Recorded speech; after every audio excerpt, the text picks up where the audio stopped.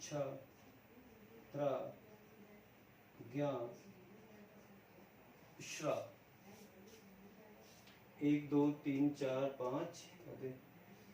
अभी हम जानते हैं कि जो वर्णमाला के प्रकार हैं ये किस तरीके से वर्णमाला को हम विभाजित कर सकते हैं उसको समझते हैं हम। तो ये जो है पहला भाग ये स्वर है, स्वर 11 है जानते हैं। दूसरा भाग ये व्यंजन है, ये भी दोहरा। अब स्वर जो मात्रा के अनुसार हम जो मात्रा उच्चारण करते हैं, उच्चारण में लगने वाला समय है उसके अनुसार जब बांटते हैं तो स्वरों का जो प्रकार है वो 3 प्रकार से बांटते हैं स्वरों को। 3 प्रकार हैं स्वरों के। वो कौन कौन से? एक है हाश्व स्वर। हाश्व स्वर आ, ई, ऊ और ऋषि, जिनका उच्चारण करते समय कम समय लगता है, मात्रा उच्चारण में कम लगती है, वो हश्व स्वर कहलाते हैं। आ, ई, ऊ और ऋषि। तो ये कैसे स्वर है? हश्व है, हश्व। ठीक है, यह स्वर। अब ये जो है आ, ई, ऊ और जे ए, आई, ओ, आओ यहां तक, ये जो है ये कहलाती है दीर्घ है, दीर्घ स्वर।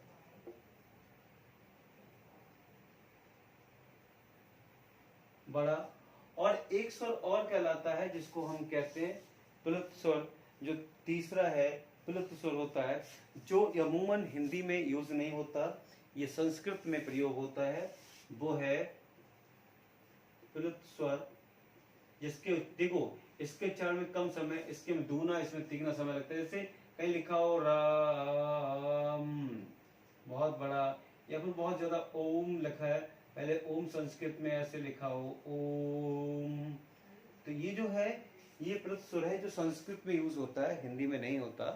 लेकिन इसको हम 3 तरह से, ये उच्चारण मात्रा के अनुसार हम इसके 3 भाग होते हैं, उच्चारण के स्वरों को 3 भागों में बांट सकते हैं इसके अनुसार। और भी प्रकार हैं इनके, इसको स्वरों को और तरीके से भी डिवाइड किया जा सकता है। जैसे हम बांट सकते हैं इनको आपके जीव के प्रयोग के आधार पर, कि जीव का प्रयोग, जीव किस तरह से स्वरों को उच्चारित करेगी, मुख द्वार कैसा रहेगा, खुला रहेगा। और एक और होता है होठों के द्वारा, कि होठ गोल रहेंगे कि होठ गोल नहीं रहेंगे, उस प्रकार से हम इसको इनको और भी डिवाइड कर सकते हैं। अच्छा, व्यंजन को देखते हैं। ये जो पूरा का वर्ग है, का से लेकर ये मां तक, ये 25 व्यंजन है, और 25 के साथ +2 और है। क्यों? क्योंकि एक इसको हमने और एक ढा, ये दोनों और हैं, तो 25 + 2 27 भी हैं। ये सभी स्पर्श व्यंजन कहलाते हैं, स्पर्श व्यंजन है ये। वैसे मूल कितने 25 है और 2 और मिलाते 27 हो जाते हैं। इसके अलावा जो ये या से वाह है, इसको अंतस्थ कहते हैं, अंतस्थ व्यंजन कहते हैं। और ये जो शा हा है, ये ऊष्म कहलाते हैं।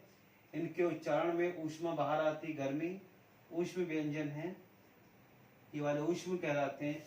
और ये जो है ये संयुक्त व्यंजन है, ये सभी संयुक्त कहलाते हैं।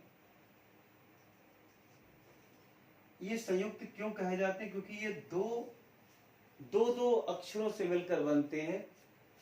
जैसे ये है, ये का + शा, हम कभी एक में हलंत लगाएंगे और दोनों में हलंत लगाएंगे तो आ बाहर लाएंगे। उसके बाद त्रा, ता + रा, उसके बाद ज्ञा तो जा + वा, श्रा, शा + रा, इनके जोड़ से ये जो व्यंजन है, संयुक्त व्यंजन बनाए जाते हैं। का में शा, जा में वा, शा में रा। अगर हम दोनों में हलंत लगाएंगे तो हमें आ बाहर लाना होगा, वैसे एक में हलंत लगाते तारा, का, शा और जाओ। तो ये संयुक्त क्यों है? क्योंकि दो अक्षरों से मिलकर बनते हैं, ये संयुक्त व्यंजन। कोई पूछे कि स्वतंत्र व्यंजन कितने हैं, तो 33 हैं स्वतंत्र व्यंजन। ये स्वतंत्र कहलाते हैं, स्वतंत्र व्यंजन। दोनों में अंतर क्या है? स्वर और व्यंजन में स्वर स्वतंत्र होते हैं, ऐसी ध्वनियां जो स्वतंत्र होती हैं, इनमें किसी की सहायता नहीं लेनी, जबकि व्यंजन स्वरों की सहायता से बोले जाते हैं। इसीलिए व्यंजन को अक्षर की श्रेणी में रखते हुए व्यंजन में स्वर और स्वर मिक्स होता है, और ये वर्ण है पूरी तरीके से स्वतंत्र है। ठीक है, तो ये तो हमारा हुआ इसका सामान्य परिचय और प्रकार किस तरह से हो सकता है इसमें इनके नाम के। और ये जो हमारे जो ये 5 अक्षर हैं, ये इनके पंचमा अक्षर कहते हैं, पंचमा अक्षर कहते हैं इनको। ये दोनों है, ये इनको कुल मिला के अयोग वहा कहते हैं। इनको किशोरीलाल वाजपेयी ने इनको कहा कि जो न स्वरों में इनको हम जोड़ते हो न व्यंजन में, ये दोनों की योग से बाहर होते हैं, इसलिए अयोग वहा कहते हैं। इन दोनों का नाम अलग है, इसको अनुस्वार कहते हैं और इसको विसर्ग कहते हैं। उसे अनुस्वार, इससे विसर्ग कहते हैं। और एक और आता है जिसको हम चंद्रबिंदी कहते हैं, उसे अनुनासिक कहते हैं। जैसे एक अक्षर है, यहां पर आप देखेंगे, यहां ये वाला, इसको हम अनुनासिक कहते हैं, अनुनासिक, ये अनुनासिक कहलाता है। इसका उच्चारण नाक और मुख से दोनों से होता है। अनुनासिक का इसका उच्चारण केवल नाक से होता है, और ये आप जानते हैं कंठ से उच्चारण होता है। इसका इतना अंतर है, ये नाक और मुख दोनों से उच्चारित होता है। ये तो वर्णमाला का सामान्य जो परिचय है उसको करते हैं। कुछ और है इसके बारे में बताएंगे, कुछ और अहम बातें हैं अभी हम आपको बताते हैं।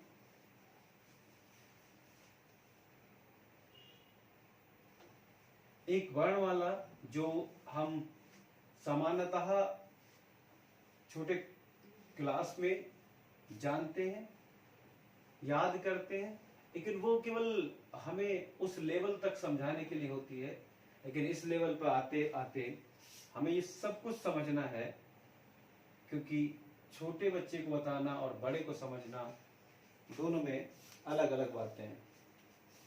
अब जानना है कि इनमें कुछ बातें जैसे अर्ध स्वर है, दो ऐसे वर्ण व्यंजन हैं जिनको अर्ध स्वर कहते हैं, वो या और वा। ये जो या है और ये जो वा है, ये दोनों अर्ध स्वर कहलाते हैं। अब इनको अर्ध स्वर क्यों कहा जाता है, जबकि ये व्यंजन है, और व्यंजन को अर्ध स्वर की श्रेणी में क्यों रखा जाता है, ये बड़ा सवाल है। अर्ध स्वर क्यों कहा जाता है इनको, ठीक है, क्योंकि ये हमारा एक संधि है, यण संधि। यण संधि में इनको बताया गया कि ये क्यों अर्ध स्वर कहलाते हैं, या और वा ध्वनि को कभी स्वर कभी व्यंजन में। तो ये जो है, ये दोनों अक्षर अर्ध स्वर कहलाते हैं, ठीक है। या और वा को अर्ध स्वर कहते हैं। उसके अलावा जो हमारा रा है उसे लुंठित कहते हैं। ये जो रा है, ये रा कहलाता है लुंठित, लुंठित है ये रा, लुंठित कहलाता है। अब सवाल ये है कि उसे लुंठित क्यों कहते हैं, क्योंकि इसका उच्चारण जीव और तालु से में लुढ़क कर होता है। जब उसको बोलते हैं तो जीव और तालु, जो जीव है तालु पर लुढ़क जाती है, उसे लुंठित कहते हैं। और ला पार्श्विक कहलाता है, जिसके उच्चारण में हवा जीव से बाहर बगल से निकल जाती है, पार्श्विक।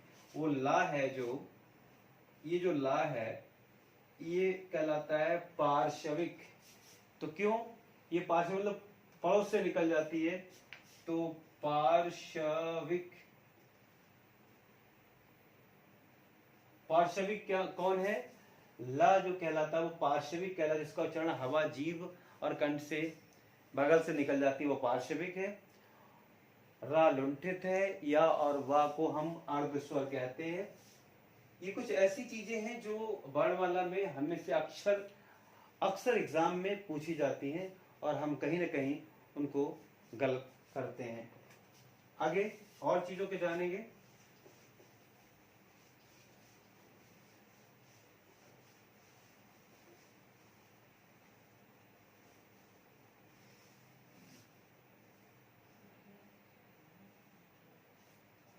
अभी हमने जाना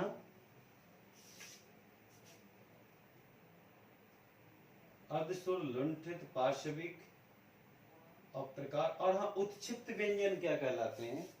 जो टा वर्ग में हमने बताया था आपको, एक टा वर्ग था, उसमें था टा, ठा, डा, ढा और अणा जो था, इसी में दो अक्षरों को नया बनाया गया है, ये अड़ा और ढा।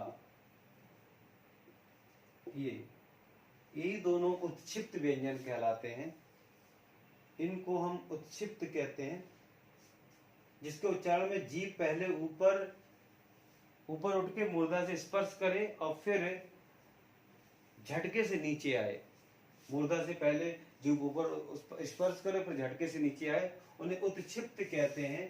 तो ये जो दोनों शब्द हैं, ये दोनों अक्षर हैं, ये उत्क्षिप्त कहलाते हैं, उत्क्षिप्त व्यंजन कहलाते हैं। ये दोनों